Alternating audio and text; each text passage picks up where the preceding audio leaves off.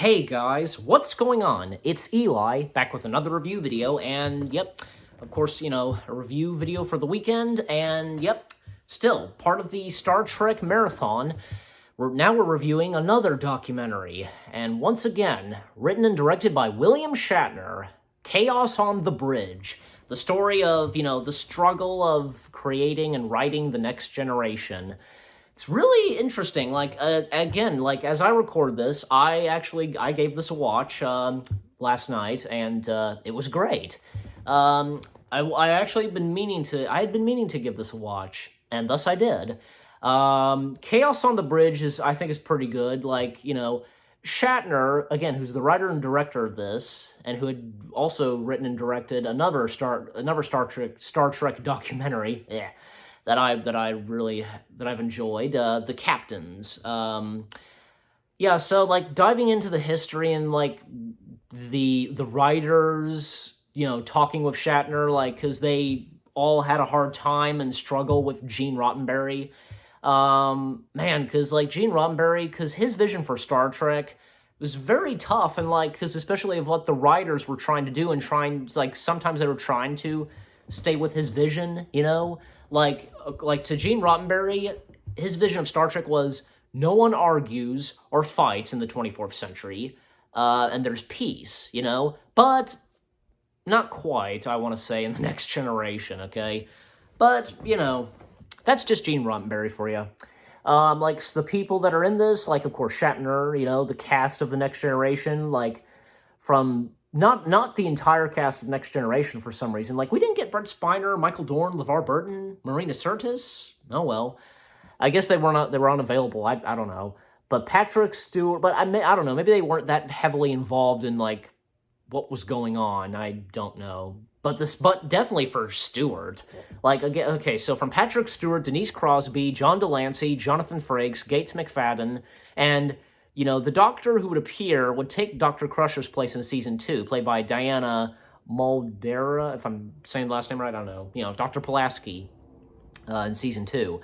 And some of the writers from Maurice Hurley, yep, and David Gerrold and Brandon Braga and Ronald D. Moore, well-known writer who had written for Star Trek, most notably for the Klingon episodes, and Jeffrey Katzenberg, who makes an appearance. Katzenberg had for quite a while, saying late 70s and early 80s, and before he joined the Walt Disney Company, had worked at Paramount, and so had Michael Eisner.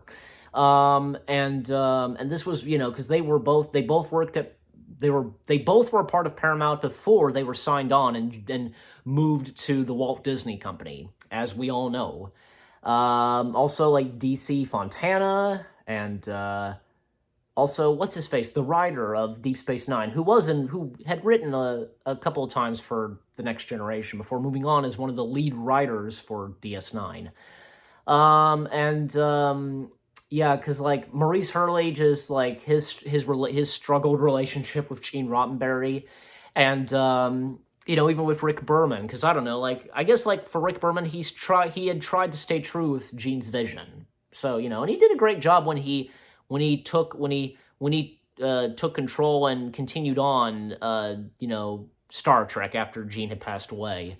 And even, say, the cast members Patrick Stewart, Gene Roddenberry at first didn't want him.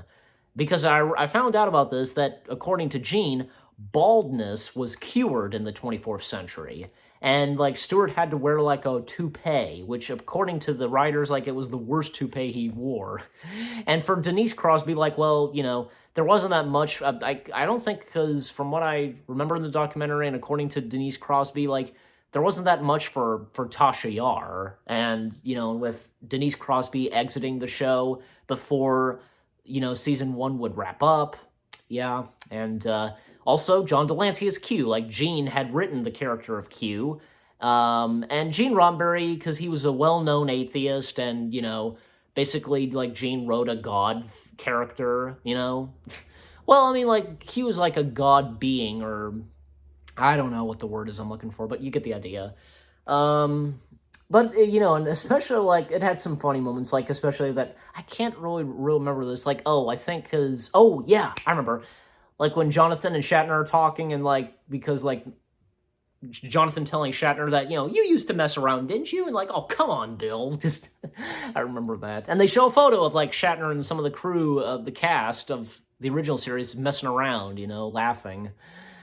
But that's really cool. Like, even like saying the opening of this, like Shatner steps into the soundstage where the bridge was built, which that was cool. But yeah.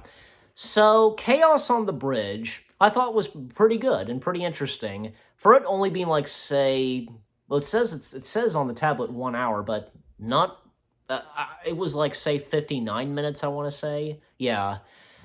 It was pretty interesting. I quite enjoyed this documentary. And how do I rate this? Good question. I'll give it 8 out of 10. Why not? 8 out of 10 stars. It's still good. 8 out of 10 stars for Chaos on the Bridge.